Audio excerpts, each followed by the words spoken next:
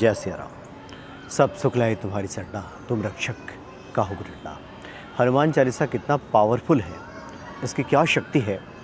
बाबा नीम करोली जी महाराज का एक प्रसंग है जिसको आप सुनेंगे तो ये स्पष्ट हो जाएगा कि विपरीत परिस्थिति में जब भी कभी कोई परेशानी हो और व्यक्ति हनुमान चालीसा का पाठ करे तो निश्चित ही उन संकटों से, उन परेशानियों से व्यक्ति को छुटकारा मिल जाता है। दरअसल बाबा जी जब नैनीताल के पास जब हनुमानगढ़ में रहा करते थे तो उन दिनों में बाबा के भक्त थे भगवती प्रसाद जी। ये भगवती प्रसाद जी स्कूल इंस्पेक्टर के पद से रिटायर थे। बाबा जी के प्रति भक्ति थी, हालांकि हनुमान चालीसा के महत्व से अपरिचित थे। बाबा कई बार चर्चा करते थे, हनुमान चालीसा की महिमा बताया करते थे कि भक्तों को निश्चित तौर पे करना चाहिए। जो भी भक्त हैं कम से कम एक हनुमान चालीसा का पाठ तो उन्हें करना ही चाहिए, बाबा अक्सर कहा करते थे। लेकिन इस बात पर उतना ध्यान नहीं देते थे भगवती प्रसाद जी। उनका मानना था कि बाबा जी अलौकिक पुरुष हैं, महात्मा हैं, उनका आशीर्वाद ही काफ़ी है। तो बाबा की इन बातों को एक तरह से वो अनसुना, अनदेखा कर दिया करते थे। कभी इस बात पर ध्यान नहीं देते थे कि हनुमान जी की भक्ति की भी आवश्यकता है या फिर प्रतिदिन हनुमान चालीसा पढ़ना चाहिए। एक बार की बात है, वो बाबा जी से मिलने के लिए हनुमानगढ़ गए और बाबा जी को जब प्रणाम किया, बाबा के जब पास बैठे तो बाबा ने हालचाल उनका पूछा। काफ़ी देर तक वो बैठे रहे। फिर न जाने बाबा के मन में क्या बात आई कि उन्होंने कहा कि सुनो, वहाँ हनुमान जी का मंदिर है, जा कर के एक हनुमान चालीसा कर लो, कहीं जाना मत बिना हनुमान चालीसा किए। ये मेरी बात तुम गांठ बांध लो, हनुमान चालीसा कर लेना, उसके बाद ही कहीं जाना।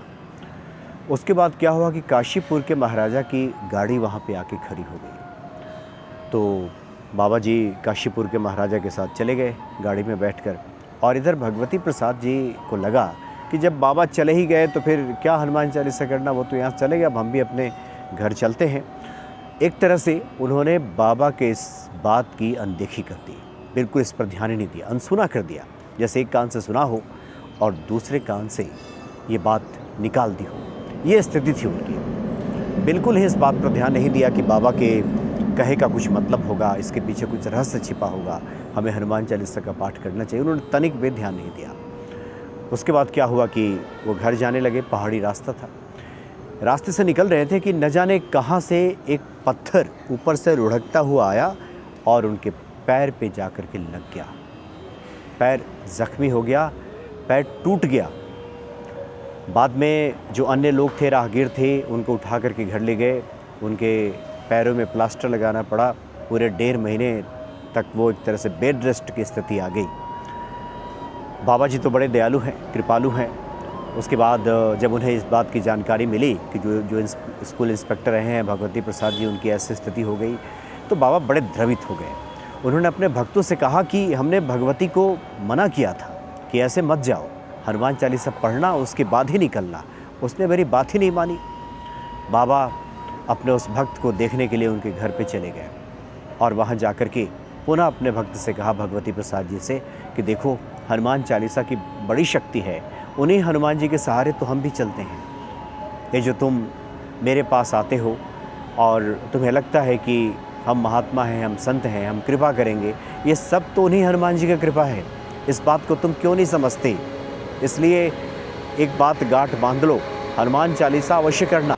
तो बाबा के इस बात को जो लोग भी गांठ बांधते हैं, कम से कम प्रतिदिन एक हनुमान चालीसा का पाठ करते हैं, उनके जीवन में सब आनंद, सब मंगल ही मंगल रहता है। किसी प्रकार की कोई परेशानी उनके जीवन में नहीं आती।